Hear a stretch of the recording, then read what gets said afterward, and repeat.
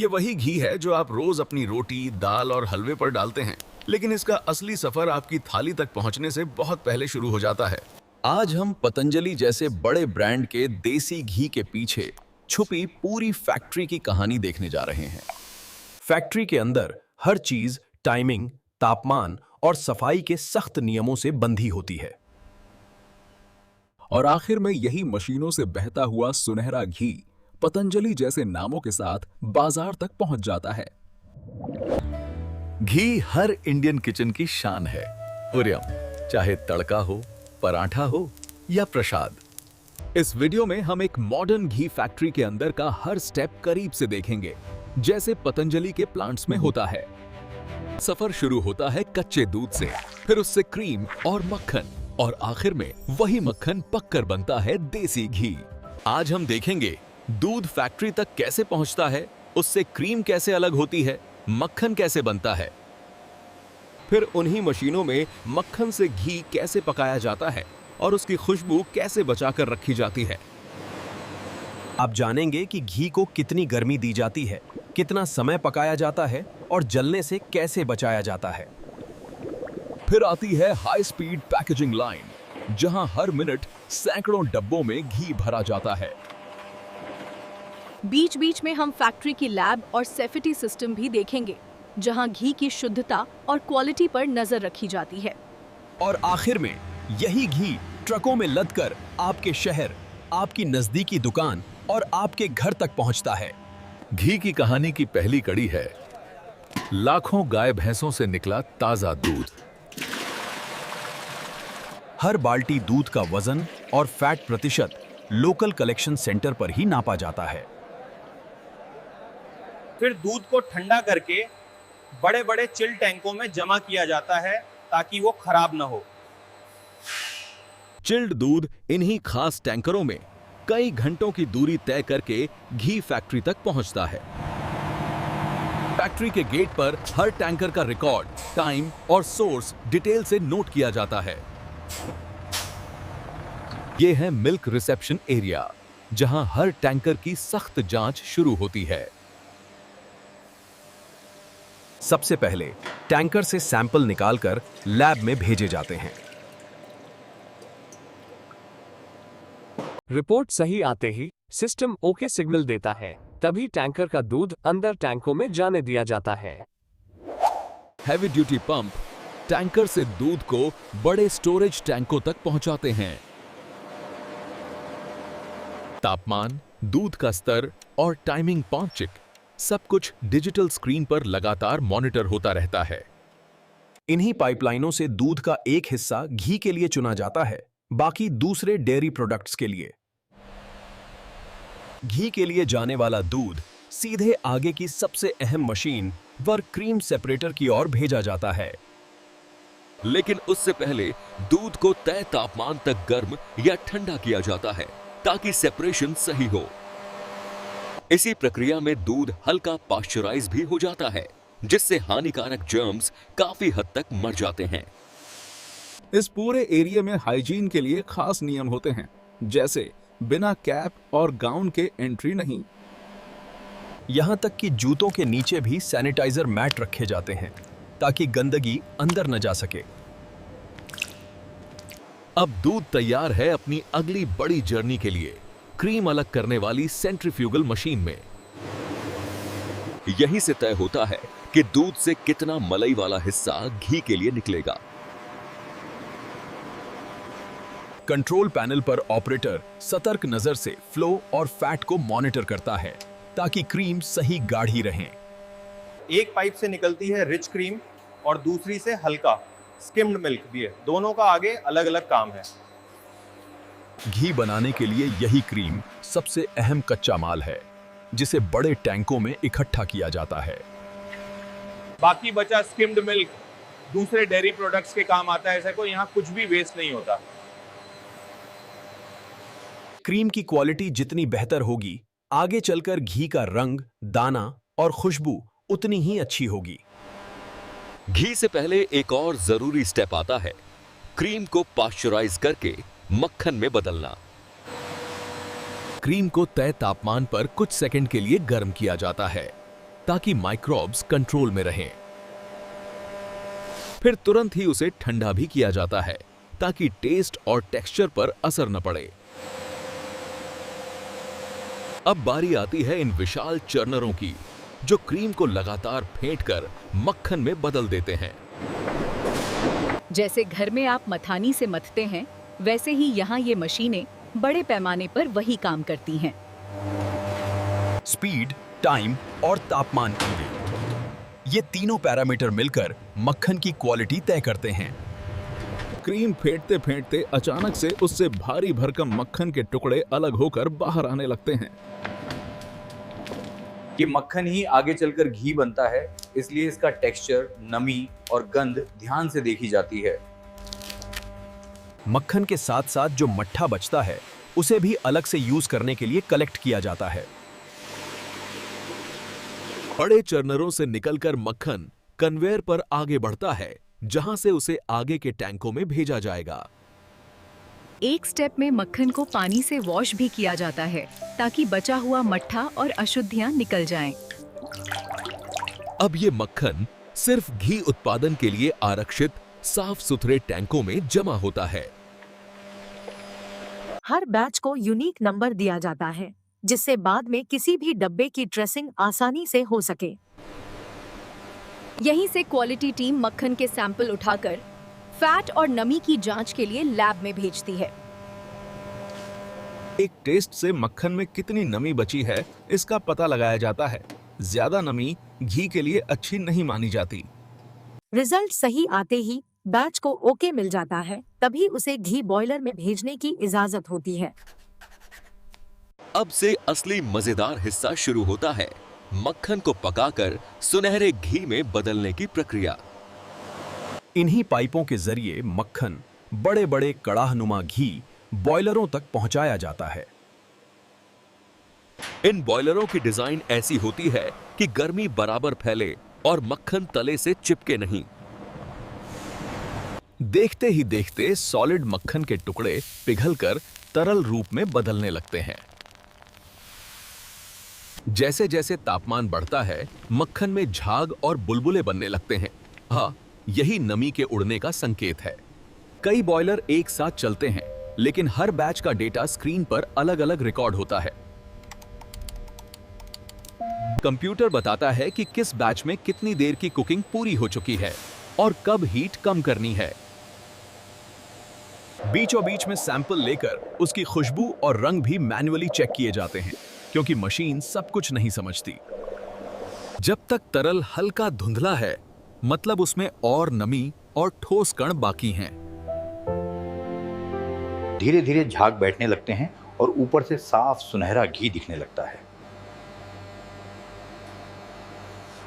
सही पल पर हीट कम या बंद कर देना बहुत जरूरी है, वरना घी का रंग बिगड़ सकता है। घी पकने पर एक और चीज बनती है कि नीचे बैठा ये भूरा अवशेष, जिसे कई जगह भूरा या अवशेष कहते हैं। घी जितना साफ और क्लियर दिखेगा, उसकी क्वालिटी और शेल्फ लाइफ उतनी बेहतर मानी जाती है। ऊपर की परत लगभग शुद्ध घी होती है, बीच में थोड़ा मिश्रित हिस्सा और सबसे नीचे जले या पक चुके दूध के कण। उसीलिए आउटलेट अक्सर ऊपर या बीच की लेवल से लिया जाता है, ताकि नीचे की तलछट साथ न जाए। तापमान बहुत सोच समझकर तय किया जाता है, इतना कि नमी उड़ जाए पर घी जले नहीं। ऊपर लगे एग्जॉस्ट भाप और गंध को कंट्रोल ढंग से बाहर निकालते हैं, ताकि अंदर नमी जमा ना हो। तैयार घी को अभी गरम गरम ही आगे भेजा जाता है, ताकि उसमें कोई ठोस जमाव न बनने पाए। पर अब तापमान कुछ कम रखा जाता है, ताकि आगे फिल्टरिंग और पैकेजिंग के लिए ये सही कंसिस्टेंसी में रहे। एक कमांड से पूरा बैच फिल्टर सेक्शन की ओर ट्रांसफर होने लगता है। अब घी की बारी आती है बारीक फिल्टरों से गुजरने की, जहां से उसकी आखिरी सफाई होगी। ये फिल्टर जले हुए कण, तलछट और बारीक अशुद्धियों को रोककर सिर्फ साफ घी को आगे जाने देते हैं। फिल्टर से निकलते ही घी की पारदर्शिता और चमक साफ नजर आने लगती है। घी का एक खास गुण है, ठंडा होने पर इसमें दानेदार टेक्सचर बनता है जो कई लोगों को पसंद आता है। लेकिन वो दाने सही बने, इसके लिए घी को तय रफ्तार से धीरे धीरे ठंडा करना पड़ता है। अगर घी बहुत तेजी से या बहुत धीरे ठंडा हो जाए तो दानेदार बनावट बिगड़ सकती है। घी की दानेदार ग्रेन्युलर बनावट कई फैक्ट्रीज का खास फोकस होती है ताकि ग्राहक को घर जैसा एहसास मिले। एक स्टेज पर इन टैंकों को छेड़ा भी नहीं जाता ताकि क्रिस्टलाइजेशन शांत माहौल में हो सके। यही वो समय है जब तरल घी धीरे धीरे जमने जैसा हो जाता है पर पूरी तरह सॉलिड नहीं होता। ज्यादातर कंपनियां घी को कमरे के आसपास के तापमान तक ठंडा करके ही पैकेजिंग की ओर ले जाती हैं। स्टेटस बदलते ही सिस्टम जान लेता है कि अब ये बैच सिर्फ पैकिंग लाइन पर जाना है। कुछ समय के लिए घी इन होल्डिंग टैंकों में रहता है ताकि दाने सेट हो जाएं एवं बैच स्टेबल हो सकें। ठंडा होने के बाद सबसे अहम टेस्ट होता है लैब में इसकी केमिकल और सेंसरी क्वालिटी की जांच। हर बैच की अलग अलग बोतलें अलग अलग पैरामीटर के लिए रिजर्व की जाती हैं ताकि कोई गलती न हो। रंग, खुशबू और टेस्ट, चिनट, इन तीनों को एक्सपर्ट्स अपने अनुभव से चेक करते हैं। मशीनें सिर्फ मदद करती हैं। पैकेजिंग से पहले घी एक और बफर टैंक से होकर गुजरता है ताकि फ्लो लगातार और स्थिर रहे। यहां से घी के अंदर फंसी अतिरिक्त हवा निकाली जाती है जिससे बाद में पैक में फेन या गैप न बने।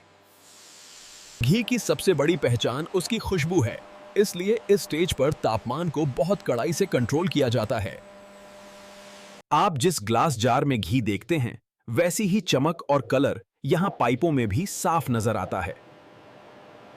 इस एरिया में पानी तक लाने की सख्त मनाही होती है ताकि घी में नमी या कंटेमिनेशन न घुस पाए। ऊपर से आता घी सीधे उन मशीनों तक पहुंचता है जो हर रोज हजारों पैक तैयार करती हैं। फ्लो मीटर से हर घंटे कितना घी पैकिंग लाइन पर जा रहा है, ये लगातार नापा जाता है। कई फैक्ट्रियों में पैकिंग के दौरान भी ऑटोमेटिक सैंपलिंग होती रहती है ताकि बीच में कोई गलती पकड़ी जा सके। इस स्टेज पे घी न बहुत गर्म होता है न बहुत ठंडा रहेंगे, बस इतना कि ज़्यादा गाढ़ा ना हो और आसानी से भरा जा सके। इसीलिए जार खोलते ही आपको जो कलर और बनावट दिखती है वो यहां से ही सेट हो चुकी होती है। एक पाइप सीधे जार फिलिंग मशीन तक, दूसरी पाउच मशीन तक, फिल्म फ्रैंक, ताकि हर फॉर्मेट की डिमांड पूरी की जा सके। टीम प्रोडक्शन प्लान के मुताबिक मशीनों की सेटिंग और फ्लो रेट एडजस्ट करती रहती है। क्योंकि घी ज्वलनशील होता है, इसलिए इस पूरे सेक्शन में आग से जुड़ी बहुत सख्त सेफ्टी फॉलो की जाती है। अब हम सीधे उस जगह पहुंच चुके हैं जहां घी आपके देखने लायक जारों और टिन में भरने वाला है। हर बूंद मापी हुई, कंट्रोल्ड और रिकॉर्डेड चालक पैथोनिट ताकि हर पैकेट में मात्रा बराबर रहे। यहीं से शुरू होती है हाई स्पीड पैकेजिंग की असल दुनिया, जो रोज लाखों घरों तक ये घी पहुंचाती है। सबसे पहले खाली कंटेनर खुद अपनी सफाई की प्रक्रिया से गुजरते हैं। धूल का एक कण भी बर्दाश्त नहीं। हाई प्रेशर फिल्टर्ड एयर से जार के अंदर की माइक्रो धूल और पार्टिकल्स हटाए जाते हैं। फिर ये जार एक राउंड टेबल से होते हुए ऑटोमेटिक फिलिंग स्टेशन की लाइन में आ जाते हैं। हर नोजल के नीचे एक एक जार बिल्कुल सेंटर में सेट होना चाहिए, तभी फिलिंग एक जैसी होगी। मशीन हर जार में तय वॉल्यूम या वजन के अनुसार घी भरती है। यहाँ ग्रामेज की गलती नहीं चलती। फिलिंग के तुरंत बाद जार ढक्कन स्टेशन पर पहुंचते हैं, जहां कैप ऊपर से अपने आप सेट हो जाते हैं। एक खास टॉर्क पर कैप कसा जाता है, न ज्यादा ढीला न ज्यादा टाइट, ताकि लीक न हो और जार फटे भी नहीं। कई पैक पर सुरक्षा के लिए श्रिंक सील डाली जाती है ताकि छेड़छाड़ तुरंत दिखाई दें। साथ ही एक और लाइन पर भारी 1-2 किलो वाले टिन में भी घी भरा जा रहा होता है। पाउच वाली मशीन रोल से प्लास्टिक खींचकर वहीं पर पाउच बनाती, भरती और सील भी कर देती है। चेक वेटर अगर किसी पैक में कम या ज्यादा वजन पकड़े तो उसे ऑटोमेटिक साइड में रिजेक्ट कर देता है। ये रिजेक्टेड पैक दोबारा ओपन करके घी को रिसाइकल कर सही वजन में ही फिर पैक किया जाता है। अब बारी आती है नाम और जानकारी की, यानी ब्रांड लेबल, लोगो और न्यूट्रिशन चार्ट की। हर लेबल पर रूल्स के तहत FSSAI नंबर, इंग्रेडिएंट्स और नेट क्वांटिटी जैसी डिटेल्स जरूर लिखी होती हैं। एक विजुअल इंस्पेक्शन टीम भी हर बैच से कुछ पैक उठाकर मैन्युअली चेक करती रहती है। काउंटर हर गुजरते पैक को गिनता है, जिससे प्रोडक्शन रिपोर्ट और इन्वेंट्री सही रहे। यहाँ खाली कार्टन अपने आप फोल्ड होकर शेप लेते हैं और घी के जारों का इंतजार करते हैं। रोबोटिक आर्म या पिक एंड प्लेस सिस्टम हर कार्टन में गिनकर तय संख्या में जार रख देता है। फिर कार्टन फ्लैप बंद होकर टेप से मजबूती से सील कर दिए जाते हैं। बाहर कार्टन पर अंदर क्या क्या है, कितना वजन है और कौन सा बैच है, ये सब साफ लिखा होता है। पैलेट पर रखकर पूरे लॉट को प्लास्टिक रैप से बांधा जाता है ताकि ट्रांसपोर्ट में बॉक्स हिले नहीं। ये तैयार घी अब कुछ दिन या हफ्तों के लिए यहाँ स्टोर रहता है, जब तक कि मार्केट का ऑर्डर ना आ जाए। इसी बीच लैब में घी के सैंपल पर और भी डिटेल टेस्ट चलते रहते हैं, फैट, नमी, फ्री फैटी एसिड वगैरह। ये टेस्ट घी की शेल्फ लाइफ और खराब होने की गति जैसी चीजों का अंदाजा लगाने में मदद करते हैं। फैक्ट्री में काम करने वाले लोगों के लिए भी सेफ्टी गियर और ट्रेनिंग उतनी ही जरूरी होती है। जब ऑर्डर रेडी हो जाता है तो वही पैलेट ट्रकों में लादकर अलग-अलग शहरों की तरफ रवाना कर दिए जाते हैं। यही ट्रक कई किलोमीटर का सफर तय करके बड़े गोदामों, डिस्ट्रीब्यूटर्स और दुकानों तक घी पहुंचाते हैं।